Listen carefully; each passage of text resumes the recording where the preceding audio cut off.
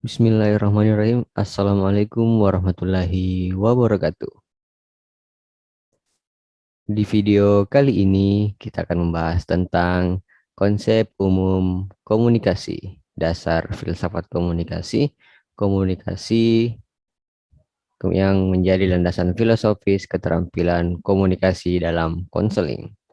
Langsung saja saya jelaskan bahwa konsep dasar komunikasi adalah sebagai modal dasar hubungan interpersonal loh, dan komunikasi juga menjadi landasan penting untuk keterampilan komunikasi. Kita mulai dari konsep umum terlebih dahulu.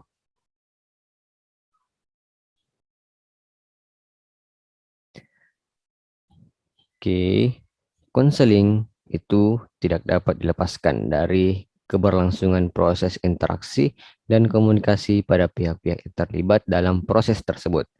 Nah, tentunya penguasaan keterampilan komunikasi merupakan prasyarat dasar bagi konselor untuk dapat menggunakan berbagai keterampilan konseling yang efektif dan efisien.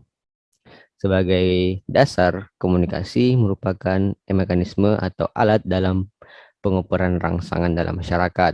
Dalam mekanisme komunikasi, individu dapat memberitahukan dan menyebarkan apa yang dirasakan dan apa yang diinginkan terhadap individu lain.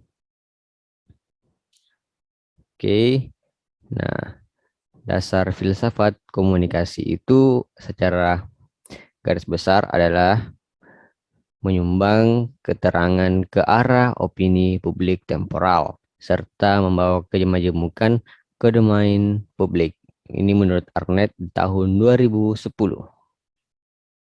Dalam hubungan tersebut, setiap individu akan berinteraksi melalui komunikasi. Pemahaman terhadap filsafat komunikasi sangat diperlukan oleh setiap individu, utamanya bagi individu pengemban dan pelaksana profesi yang mengharuskan adanya interaksi dengan individu dan kelompok lain. Nah, kita lanjut ke materi komunikasi sebagai modal dasar hubungan interpersonal.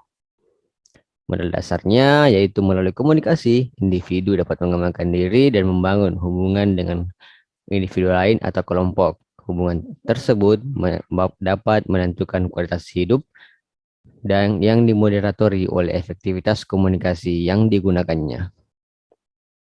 Adapun fungsi umum komunikasi yaitu terkait dengan fungsi informatif, edukatif, persuasif, dan rekreatif ya, menurut Yusuf di tahun 1989. Nah, kita lanjut materi inti yakni komunikasi sebagai landasan keterampilan komunikasi. Apa sih itu? Nah, secara secara landasan konselor bahwa perlu melibatkan aspek verbal, vokal, tubuh, sentuhan, dan tindakan dengan berbagai penekanan-penekanan spesifik lainnya dalam proses konseling.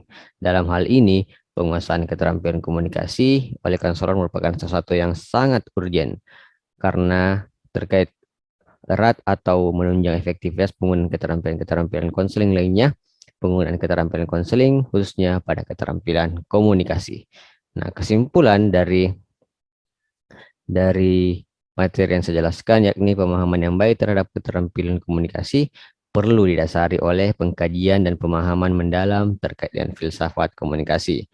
Penguasaan tersebut memudahkan konselor dalam menggunakan berbagai keterampilan konseling yang telah dirumuskan oleh para ahli sebagai modal untuk memberikan layanan bantuan yang berhasil guna keberhasilan proses konseling. Sekian dan terima kasih terkait dengan penjelasan saya mengenai konsep dasar landasan filosofis keterampilan komunikasi. Sampai jumpa di video selanjutnya. Sampai jumpa.